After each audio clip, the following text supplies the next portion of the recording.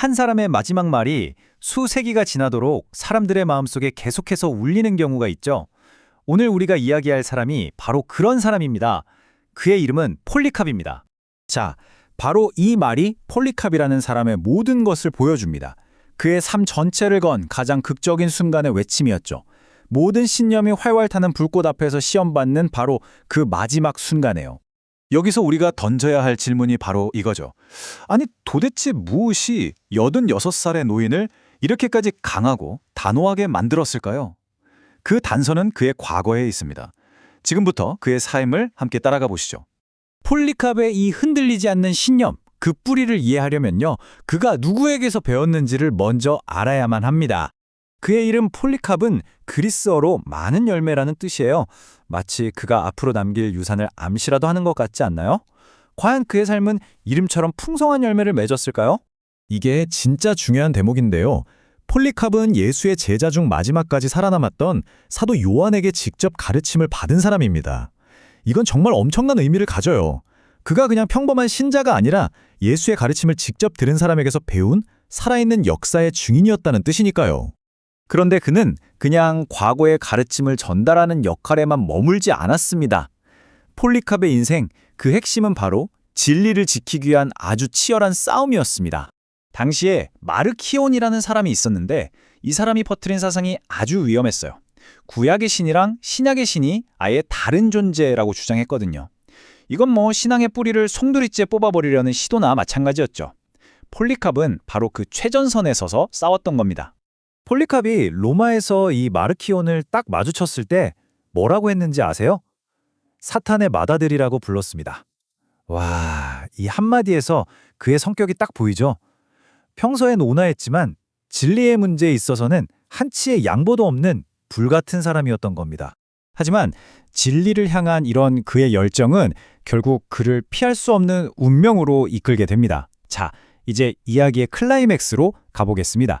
그의 마지막, 가장 긴장감 넘치는 순간들입니다. 체포되기 딱 3일 전에 폴리캅이 꿈을 꿨는데 자기 베개가 불에 활활 타는 꿈이었어요. 그리고 깨자마자 동료들한테 이렇게 말합니다.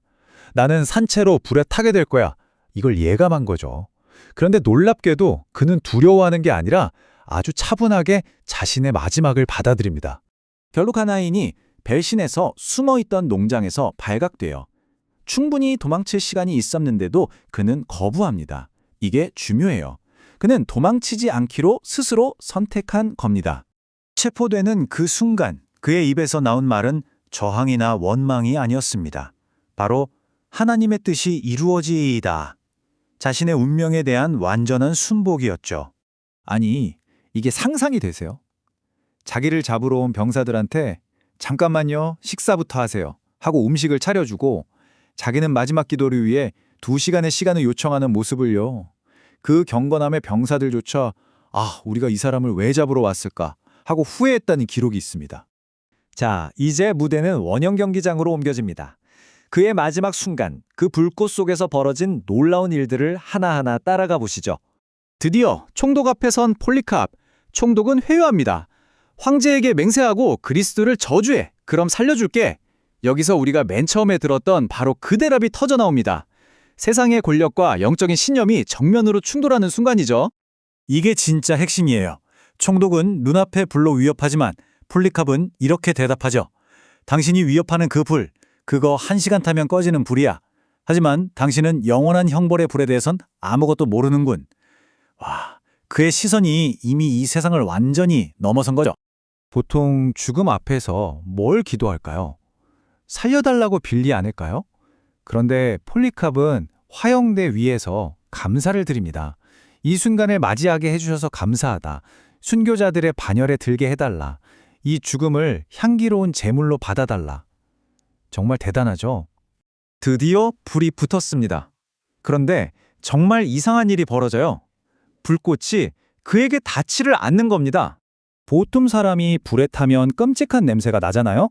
그런데 당시 기록을 보면 현장에 있던 사람들은 오히려 고소하게 빵 굽는 냄새나 향기로운 향냄새를 맡았다고 해요. 정말 믿기 힘든 증언이죠. 불꽃이 마치 아치처럼 그를 감싸면서 보호하니까 당황한 집행관이 결국 칼을 뽑아들라고 명령합니다. 그런데 그를 찌르는 순간 너무나 많은 피가 쏟아져 나와서 오히려 그 피가 화영대의 불을 꺼버렸다고 합니다. 정말 마지막까지 기적의 연속이었죠. 이 놀라운 죽음은 순교의 의미를 완전히 뒤바꿔 놨어요. 그래서 초기 기독교인들은 폴리캅이 죽은 날을 슬퍼하는 날이 아니라 영원한 생명으로 태어난 날, 즉 그의 진짜 생일로 기념했습니다. 패배가 아니라 가장 위대한 승리의 순간으로 본 거죠. 자, 한번 생각해 보세요.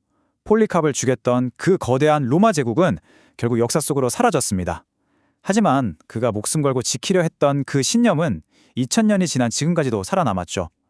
도대체 무엇이 하나의 믿음을 거대한 제국보다 더 강하고 더 오래가게 만드는 걸까요?